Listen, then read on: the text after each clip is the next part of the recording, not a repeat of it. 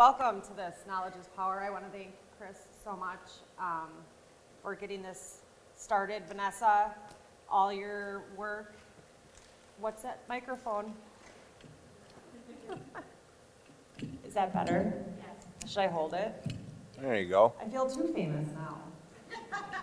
No, but yeah, thank you, Vanessa, for all that you did, the Jefferson County Schools, and Terry Breeze. Stand up, because thank you for making the connection of me to Chris. You know, it's kind of crazy how you run into people and know people and make connections, but we're here tonight to tell our story. I'm with my admirable, persistent, hardworking husband, Alex, and we're just going to talk about basically what's on the presentation about smoking and vaping, alcohol, opioid use, meth, and crack cocaine. We both have history with some of those things, and our stories, I believe, are powerful. And this conversation is going to be powerful, and that's all we really want it to be, is a conversation. And for you guys to feel comfortable to ask questions, because you don't know what you don't know. And yeah, so anytime during because it's so small, you guys have a question, we'd be more than happy to stop and go. But we are going to get started. This is going to be hard for me. Should I cue it up? Cue it up, Alex. All right. This is our first road show together.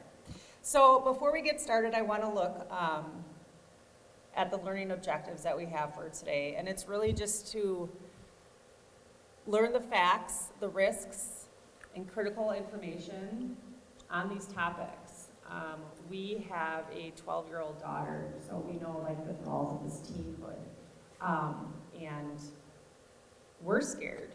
Even though we're up here speaking, I'll say that honestly, we're scared out of our minds of what goes on in school. And we live in East Troy, so we're not only here to speak to you guys, but also to learn and to be a part of this.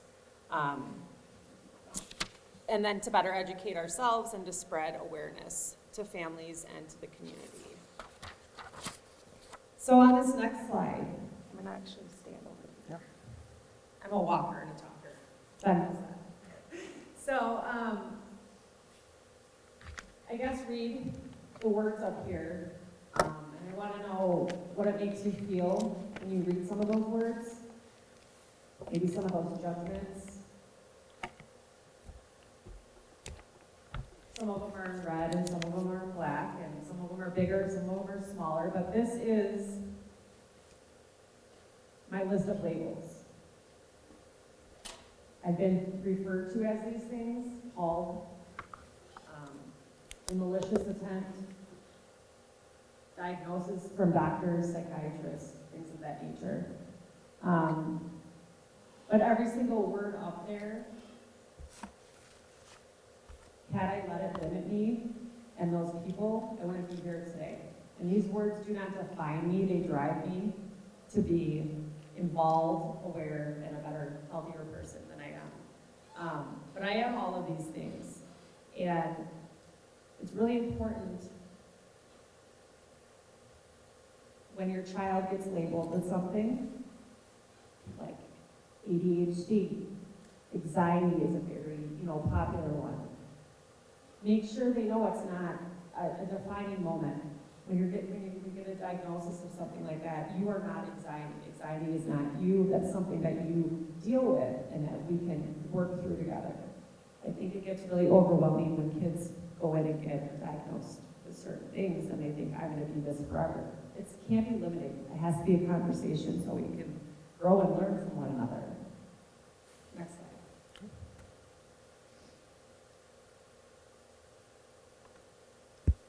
Okay, so who am I?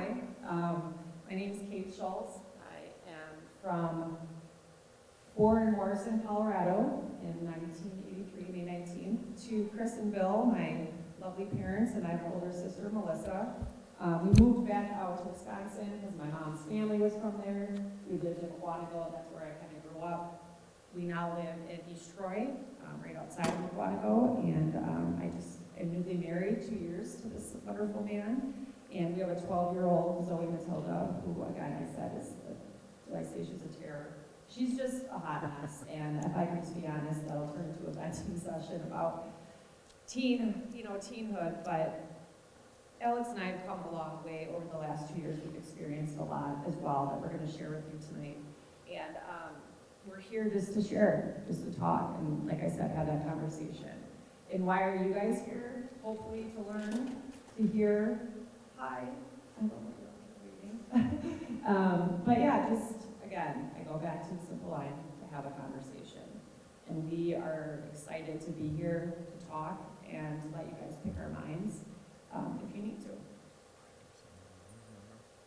Oh, any volunteers want to tell us why we're here? Why are you here?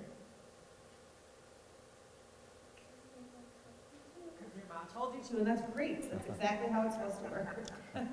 But does anybody else want to introduce themselves? It's going to be an intimate little speaking and maybe why you're here. I'm here to support Kate. Thanks, Terry. You're great. I'm Terry and the Alex. And the Alex, yes. Knowledge. Yeah. Just to hear you guys that, I'm excited that you guys are here. Okay, and I'll probably get emotional and cry during this, so. All right, next. So we're gonna start talking about cigarettes, vaping, and alcohol. We'll start with cigarettes. I have on these slides a list of facts, and I'll kind of briefly go over them, and then I have some videos attached to some of them, but each day 1,600 youth try their first cigarette. I was 13, my dad smoked Margarettas, I was taking him out of his ashtray. Super easy. Then I start taking him from his pack, actually, and then he was, caught on, but it was definitely the first thing that I did that was illegal at 13. So, but you guys know the facts. It leads to disease, disability. Cigarette smoking remains the leading cause of preventable disease. I used to work at Southern Graphics with Terry and Ben, and we used to run, and I am a previous smoker, we used to run the warning, right? The warning posters, and they would have pictures of like, do not smoke, this is what's gonna happen to you. And I would see them every day at work, and I'd be like, oh, I'm gonna have a cigarette now, this is great. Like, it still doesn't sit in sometimes. Smoking costs the United States hundreds of billions of dollars each year. Some of these facts are from 2021. But you can see 11.5% of the U.S. adults, estimated 28.3 million people, currently smoke. That's a lot of people, and men it's a little bit higher than women. And it's just a common thing to talk about with our kids, and it's very easy to say don't smoke. There's a lot of ads out there already that's really talked about, I think, in the house. But when we get to the next slide, and we get to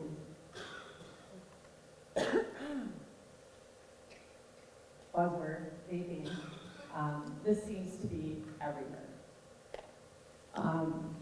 Vaping can come in so many different forms. It's USB drives.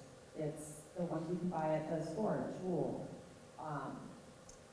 The cartridges. They look like inhalers, some of them.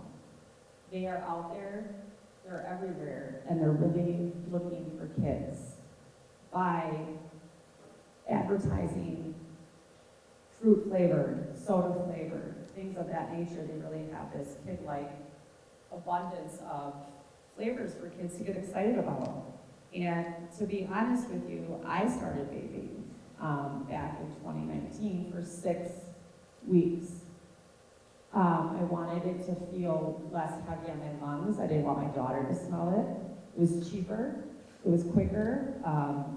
It felt like I wasn't smoking. And in 6 short weeks, we can go to the next slide. Oops.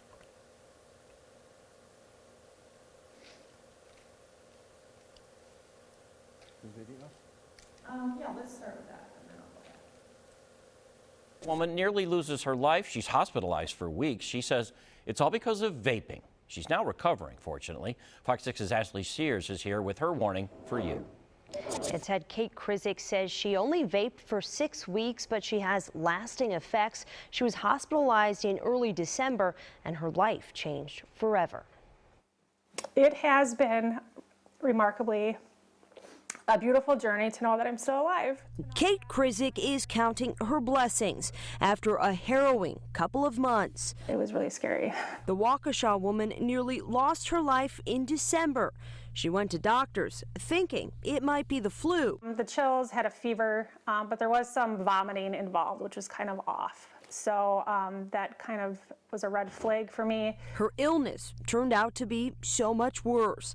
She spent weeks at Waukesha Memorial, was put in a medically induced coma, and breathed with the help of a ventilator. Her family stood by her side as she fought for her life. I can't still comprehend that I almost lost my sister because that just doesn't make sense to me. Like, she's just too young for that to happen. Yeah. Krizik says she was surprised when she learned doctors believed her sickness was due to vaping, something she had only started weeks earlier. I picked up the e-cigarettes from the gas stations, which was either Blue or Juul, because it was less heavy on my lungs and I didn't smell like cigarettes. Krizik is now warning others to stay away from it. It may look cleaner and cooler and whatnot, but it's a killer. Grateful to be alive after it nearly all went up in smoke. It just really redefines life. Every day I live with intention now, and every day I wake up knowing that I do have a purpose and that God chose me to be here. Krizik is still recovering. She was briefly back in the hospital this month. She has to use inhalers and is on steroids. She says she's ready to feel like herself again. Ted? We thank her for sharing her story. Ashley, thank you. The reach of the corona.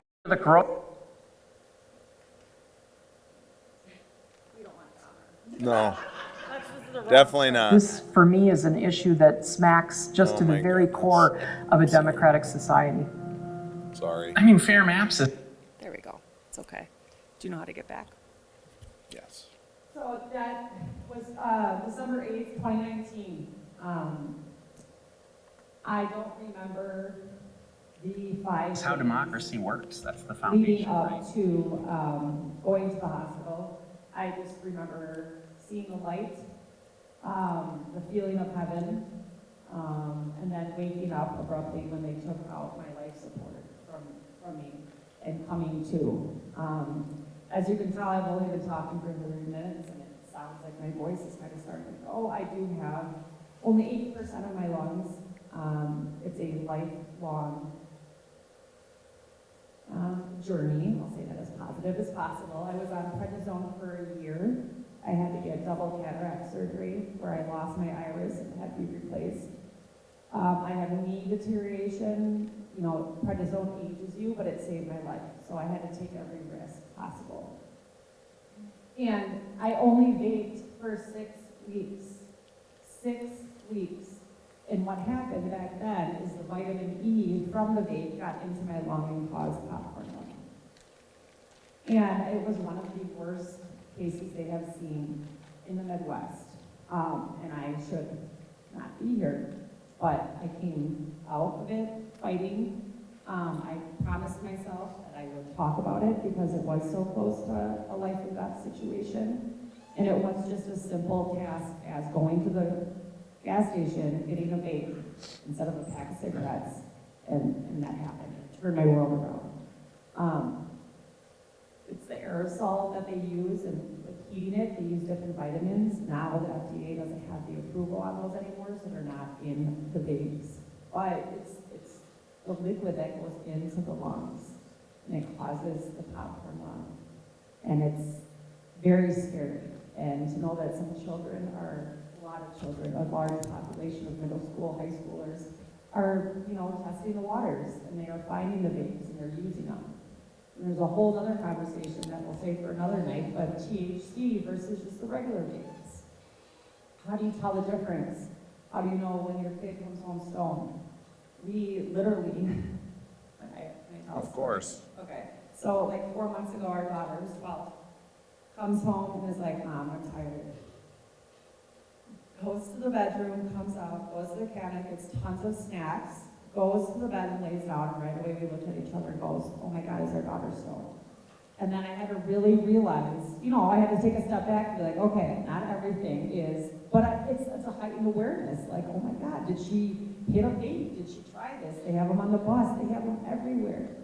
And it's very scary, and I think we all know that, but I just think having those conversations, again, open the door for your kids to feel comfortable coming to you about it.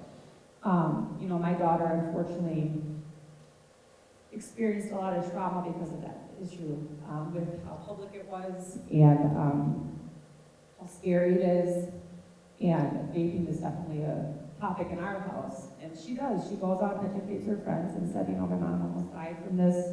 And it's neat to see it kind of trickle down. But questions about vaping that I could maybe answer, or any thoughts or anything?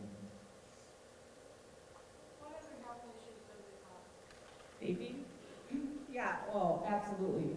And I think on one of mine I had some.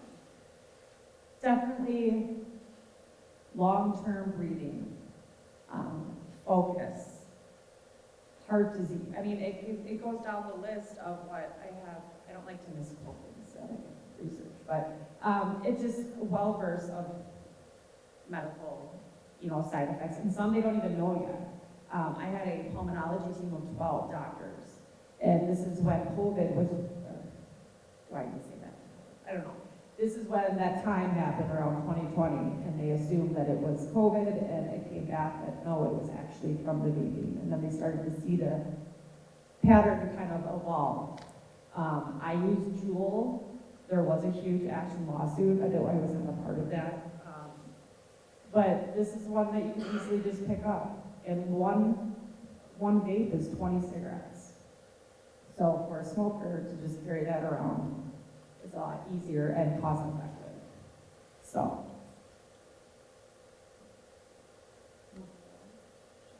Yep. Oh, I'm such a neat person. So not only did I almost die from vaping, but I am also a recovering alcoholic. Alcohol is a big conversation. I think a lot of families have it, some families don't have it. There's a lot to it, and I think with living in Wisconsin alone, we always get the beer and cheese curds kind of thing. But alcohol has a list of medical side effects that I think we're all aware of. But it's the weakening the immune system, increasing the chances of getting sick, learning, memory problems, including dementia. Goes into talking about poor school performance, mental health problems, including depression and anxiety, social problems, including family problems. When kids are offered, I think, this is just my opinion, but if kids are offered alcohol at that young of an age because it's accepted in the family, I think that is grounds for some sort of disaster. And I came from a very alcohol-heavy family, and everything was celebrated with alcohol, no matter what. Dinner, sometimes breakfast. When I had my daughter, we were drinking wine in the hospital right after that. And this is something that I think is overlooked, and it's a scary conversation, alcoholism, and getting sober is super hard. Being in recovery is very hard, but it's the most rewarding. And there's help out there. There's free help. Anyone, you just have to ask. And so I'll share my story with you, and then if you guys have any questions after that, I would be happy to answer them. I don't know if you want to dim my lights. St. Patrick's Day has always been a day celebrated. It also.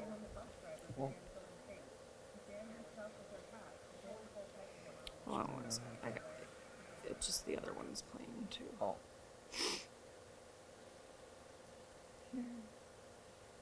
Is that one playing? Yeah, this one. Sorry. I'm not used to there. Okay. There. Okay. Do that. Yep.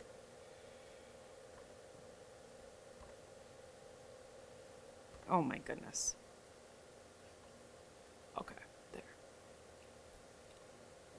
Now turn it up. St. Patrick's Day has always been a day celebrated by myself With some of these streamers. and with family. It's always special. My mom has put everything together, and she's cooking in the kitchen, and My dad's just moving things. Yeah. Zoe, you want to help me hang some streamers up? Okay. We gonna have a party today? Yeah. But today has a very special meaning to it. It's my 1-year sobriety date, my last day of my last drink. So it's a pretty lucky day for me. Yeah. Oh, Auntie Susie's here! It's different celebrating things now. I'm so excited. Celebrating to me used to mean how much I could drink and forget. And now it means embracing the emotion of happiness. That was really hard for me to learn. And so today's really a day that I'm going to adapt to celebrating out of excitement. So proud of you. I know. Yeah, so proud of it. Oh, I can't even explain. This is Katie again, where Katie wasn't Katie for years. She was a good kid. She was spunky. She was friendly with a lot of people, had a lot of friends. Barbie dolls, just the normal girl things. Was involved in things in school, sports. But so when I had my first taste of liquor, which was in college, it didn't go 0 to 60. It was casual, it was fun. They call it a functional alcoholic, and let me tell you, I had a master's in doing that, you know, making things look good. And I can date it back to when things really got worse was when I delivered my daughter, Zoe Matilda, and I had extreme postpartum depression. I didn't know what to do with it. But I remember 5 minutes after I delivered my daughter, I was drinking a glass of wine, getting anxiety medications and drinking more, and soon led to a divorce with Zoe's father. I hit a downhill spiral and just kept going 90 miles an hour, not stopping for anything, anybody. Where do you go for help? Who do you ask? Who do you talk to? Who's out there? We just didn't know, but so it just went on and on and on. I was dying, and I was drinking from sunup until sundown. A year ago today, I woke up. I spent about $300 on alcohol the night before, getting prepared for our big day. This time it was just different. I was really drunk, and I was highly medicated. I got into a fight, I heard.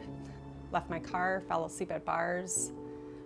Yeah, but I don't really remember a lot of details. My dad was so angry a year ago when he came here and picked me up and said, this is it, it's over, it's done. I'm taking you in. You don't have an option. I came downstairs and my dad was sitting in the chair and I just fell to his feet like a 5-year-old little girl and I surrendered. I just said, I can't do it anymore. And that, that was the start of what's come to today. So we're going to pause. And people are I did this, I went to rehab and residential stay at Rogers in Oconomowoc, and I was at Harrington Residential for a total of 42 days. So they go on and kind of advertise their place. I'll advertise it for Rogers saved my life. Single-handedly, I would not have stopped drinking if I didn't take every single step that I did. It was hard, it was difficult. It involved my dad getting very tough with me, tough love, and but I'm glad to say today we're almost 7 years sober next month, and my dad, thank you. My dad is also sober with me. He put the drink down the day he put me in rehab. So my expertise is really around being in recovery and being sober from drinking. We run a AA meeting, my husband and I, on Saturdays in East Troy at 7:30. And we live a life of recovery as much as we possibly can at the forefront because, as my husband will share his story next, we have a house full of labels. And I say that in a way that we're proud of them and they make us grow into who we are. Being an alcoholic is not an easy thing to do, and I commend anyone that tries even a little. But I always like to say I am more than willing to have any type of conversation with anybody that thinks they're struggling or just wants to talk or, just ask those kind of questions. So I think we are going to be moving into, one last thing, marijuana. How do I get on to to go to Sharon or go to present. Right hand. Ah. Just kidding, go to Sharon. Oh.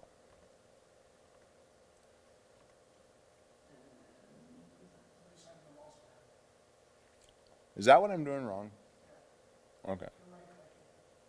Oh my goodness. I won't say a word. Present, please.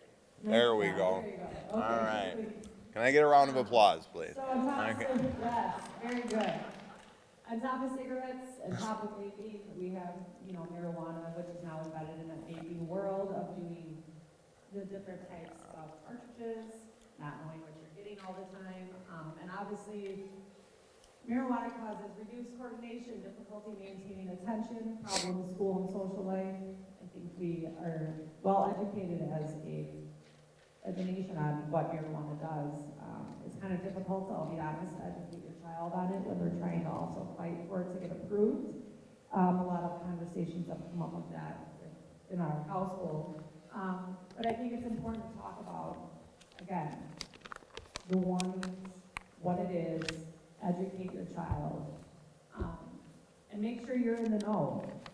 I had my head apparently in the clouds for 8 years prior to meeting my husband, who told me it's time to get your head out of the clouds and look at what's going on in front of you with your daughter. And that those were tough conversations to have because I was okay in my recovery, that I was just like, Zoe couldn't get into anything.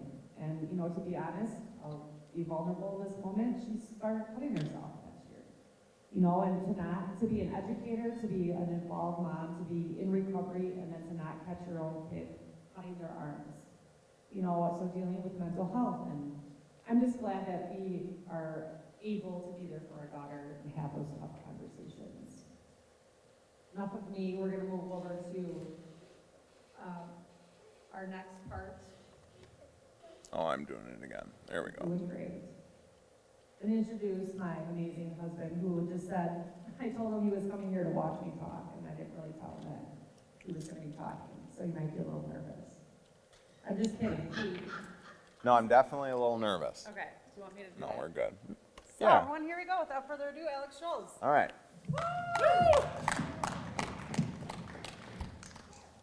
Hi, everybody. I'm very grateful to be here. It's not very often that you get an opportunity like this to tell your story and to be in a good spot. Throughout my life, there's been a lot of times where I wasn't in a good spot being in recovery, so this is an amazing feeling to be able to be here. Opioids were my drug of choice. It's what I have struggled with for the last 15 years. Opioids are a class of drugs that include heroin, synthetic opioids, fentanyl, which is a major problem today, pain relievers, oxycodone, oxycontin. So I definitely have experienced setbacks with those things throughout my life. I guess the best way I can begin my journey in recovery is back in high school. I was quarterback for our football team, and I got a sports injury. I hurt my back. I went to the doctor, and there wasn't much to fix it outside of surgery, so it was just physical therapy and prescribing me painkillers. So I remember going there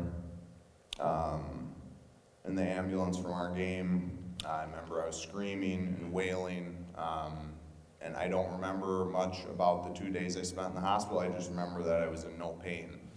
And that was my first experience with opioids. I was given morphine at the hospital to deal with the pain, and then I was sent home with a prescription for OxyContin.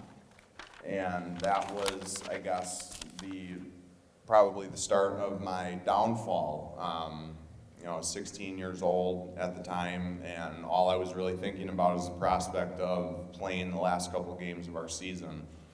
And And little did I know that I was starting this snowball into addiction. You know, I started taking the medication prescribed by my parents, you know, like as dispensed.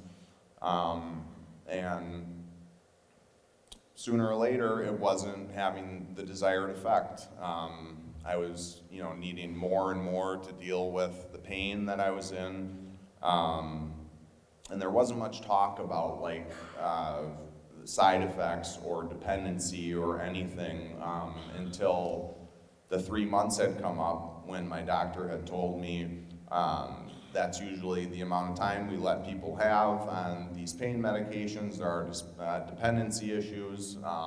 So, you know, with the physical therapy and whatnot, you should be well on your way to recovery, and that just wasn't the case. I remember soon after high school, heroin became available, and that was a struggle of mine too.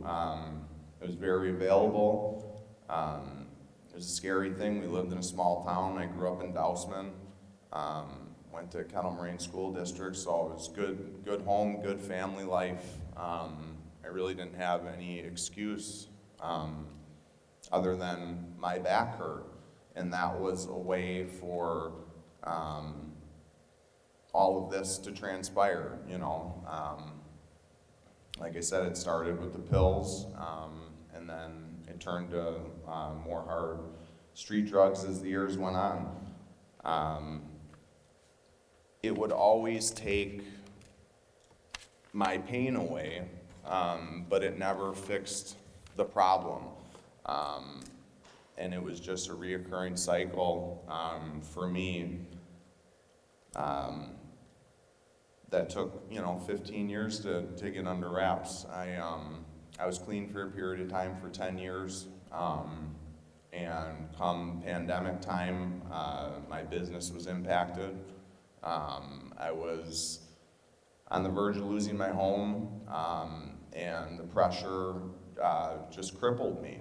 You know, I'm embarrassed of it. You know, I don't know how, looking back, you know, I don't know how it happened. It's just, it has such a hold on you that it's, you know, seems like nothing else matters. Your morals, your family, all the people that love you, that are there for you, that support you, it all goes out the window because you want to take the pain away.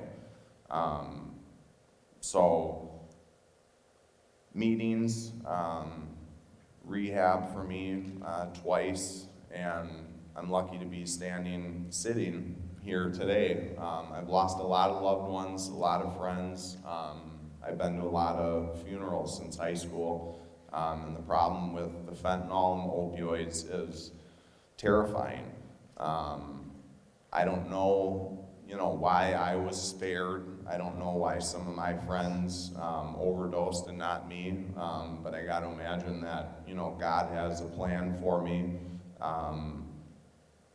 which starts with me being here, you know, talking about this with you guys. I know it's uncomfortable to talk about, and it's not easy to hear, but I think if we're willing to have open-minded, you know, conversations, and just be aware of these things, and that it's a real thing that people deal with, and it's easy as, you know, one day you're playing sports at school, you get hurt, and, you know, it's like my life was changed forever. It's definitely not an excuse for problems that I had throughout my life, but it's just a nexus into how easy it can be to, you know, get hooked on some of these substances. So like I said, I'm grateful to be here. And that's about all I have in a nutshell. Next slide is fentanyl. Fentanyl is a potent opiate drug approved by the Food and Drug Administration. It's 100 times more potent than heroin. Terrible side effects.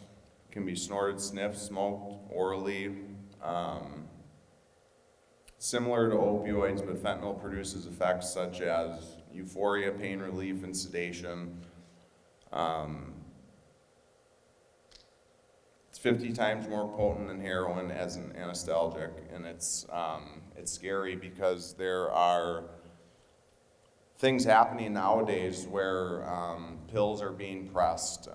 People think that they're taking certain things and they're taking fentanyl. You know, they're unknowingly taking this drug, and it's a pandemic in itself. You know, it's a scary thing, and it's something that I think everybody needs to be aware of, because it seems like this is definitely a crisis in our communities, and just like as a nation, hear about it all the time, and takes people too quick, and it's a really scary thing. And to have been there, to have experienced these things, and you know, done some of these drugs myself, like I said, I am just grateful to be sitting here and be a part of this.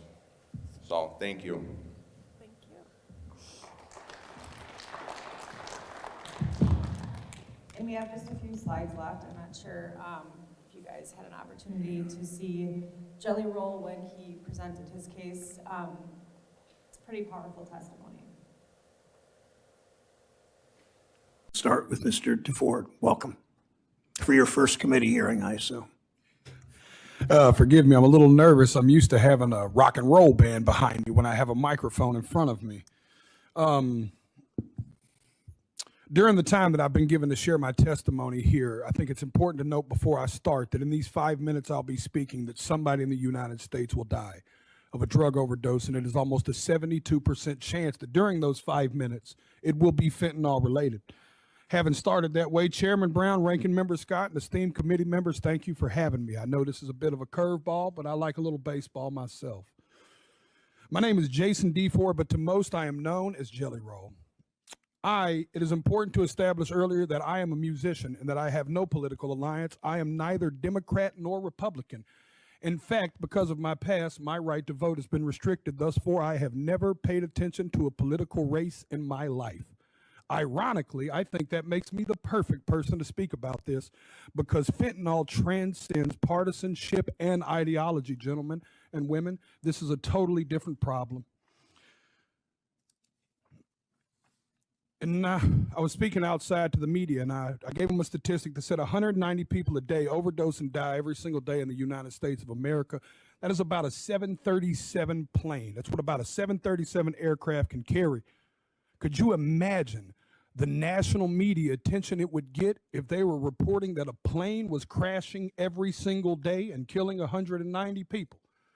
But because it's 190 drug addicts, we don't feel that way. Because America has been known to bully and shame drug addicts instead of dealing and trying to understand what the actual root of the problem is with that. But the sad news is that that narrative is changing too, because the statistics say that in all likelihood, almost every person in this room has lost a friend, family member, or colleague to the disease known as addiction. I've attended more funerals than I care to share with y'all. This committee, I could sit here and cry for days about the caskets I've carried of people I loved dearly, deeply, in my soul, good people, not just drug addicts, uncles, friends, cousins, normal people. Some people that just got in a car wreck and started taking a pain pill to manage it. One thing led to the other. And how fast it spirals out of control, I don't think people truly understand. So many people. Equally, I think it's important for me to tell y'all that I'm not here to defend the use of illegal drugs. And I also understand the paradox of my history as a drug dealer standing in front of this committee. But equally, I think that's what makes me perfect to talk about this. I was a part of the problem. I am here now standing as a man that wants to be a part of the solution. I brought my community down. I hurt people. I was the uneducated man in the kitchen playing chemist with drugs I knew absolutely nothing about, just like these drug dealers are doing right now when they're mixing every drug on the market with fentanyl, and they're killing the people we love. I'll be honest with y'all, my desire is to only get older and only do better and be better. I believed when I sold drugs genuinely that selling drugs was a victimless crime. I truly believe that, y'all. My father always told me what doesn't get you in the wash will get you in the rinse. Now I have a 15-year-old daughter whose mother is a drug addict. Every day I get to look in the eyes of a victim in my household of the effects of drugs. Every single day. And every single day I have to wonder if me and my wife, if today will be the day that I have to tell my daughter that her mother became a part of the national statistic. History repeats itself, gentlemen. Even in the 1990s, crack cocaine had long made its way into my middle lower class neighborhood. And at that moment, even as a teenager, you could have never convinced me in that moment that there would be a far bigger problem on the horizon in the form of a pharmaceutical drug. And then I watched opioids and Oxycontin burst onto the scene. I'm here to tell y'all that fentanyl is going to make the Sackler family look like saints. And I want to let y'all sit with that for a second. It is time for us to be proactive and not reactive. We were reactive with crack, we were reactive with opioids, and y'all are taking the first step at somebody in Senate finally being proactive. I truly believe in my heart that this bill will stop the supply and can help stop the supply of fentanyl. But in part of being proactive, gentlemen and women and ladies, I have to be frank and tell y'all that if we don't talk to the other side of Capitol Hill and stop the demand, we are going to spin our tires in the mud. Y'all are taking the first step, but I encourage you to take it outside of this room and you take it to your colleagues and your constituents and you give them the most that you can. I know I've got a few seconds here, and Senator Brown said I may or may not go over. All I want to say is that I not only encourage y'all to do this, I encourage y'all to take it a step further. At every concert I perform, I witness the heartbreaking impact of fentanyl. I see fans grappling with this tragedy in the form of music that they seek solace in music and hope that their experiences won't befall others. They crave reassurance. These are the people I'm here to speak for, y'all. These people crave reassurance that their elected officials actually care more about human life than they do about ideology and partisanship. There we go. Okay. Has anyone seen that prior to this? I'm sure. Okay. It's powerful. It really is, you know, and for Jelly Roll to be in the eye of all of the media and part of, you know, music, it's profound when anybody in that kind of limelight shares and speaks out. We have just a few slides left. They did mention crack, which is another highly addictive, powerful stimulant. It's derived from powdered cocaine using a simple conversion process. I always think of, when it comes to this, what was the show? Breaking Bad. Oh. And I just think of, I don't know why, but I always just think of, this can be happening anywhere. It can be happening in homes, in apartments, in any town, anywhere. I'm not very familiar with the use of, obviously, crack, but we're going to go to the next one. Nope. Oh, I'm really struggling. It's okay. There we go. We can skip the video. Okay. We don't need to read the video. All right. So this was quite interesting to pull up, and all the websites are cited from down below, but the names. To me, what scares me is, you know, having a child and having these names. They can be called anything. You could be given something from a friend, a Tylenol or an Advil or whatever. And these kids can hand you these things that sound like candy to me, which is very concerning. But just being aware of what the verbiage is and what the kids are saying. And then we have methamphetamines. Again, highly addictive stimulant. Affects the central nervous system. Crystal meth is a form of the drug that looks like glass. Fragments are shiny bluish white rocks. Again, this is, and everyone, I feel like, backyard. It's a conversation, again, that it may not be as prevalent or comfortable or well addressed, but it is still definitely an issue that's rising in our country. And in just small, just rural communities Yes. out here. It's definitely been something that has like taken over in smaller communities and rural areas. The manufacturing process is very easy, very dangerous, but it's definitely targeting small towns, rural towns, which is, you know, where we live. It's definitely become more mainstream and just seemingly more available out here, so it's definitely a scary thing. It's highly addictive and very toxic, dangerous. We did have videos. Oh my gosh. Hey! Just turn it excited down. to work around the clock. You can turn it off. All right, so we'll end it here. So these are some of the resources. Oh my gosh. Oh, I can't. If you want to know the resources we use, they're in this slide. You know, a lot of CDC, Al-Anon, the American Addiction Centers. There's a lot of resources out there, and I just, as a parent, I still find myself Googling, how do I talk to my daughter about this or that? Always being a sponge and just soaking up opportunities to have those conversations. But the biggest thing is you guys came tonight, and this can be the start of a conversation with your families, your friends, your community, things of that nature. And that's really why we both came out tonight. So with that, are there any questions?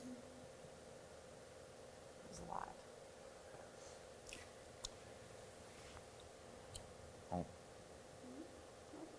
I think they're ready. Shannon? No? Okay. And then we go to the thank you. Oh my goodness. All right. Okay, I I'm just done got with the hang. presentation. With this presentation, not this presentation. I want to thank all of you for taking the time out tonight, for coming and listening and opening up the high school and organizing all of this. It was a great opportunity for us, and we're very grateful to be here. And we did it. High five.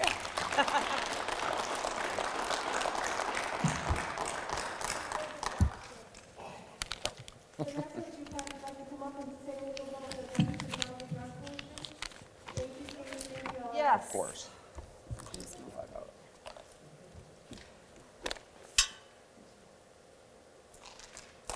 So I'm going to try and make this quick because I know everyone's probably geared to get out of here. But we want to thank you again so much for taking the time to spend your evening here with us. We cannot thank, obviously, our sponsors enough for all of their support within this, especially Jefferson School District.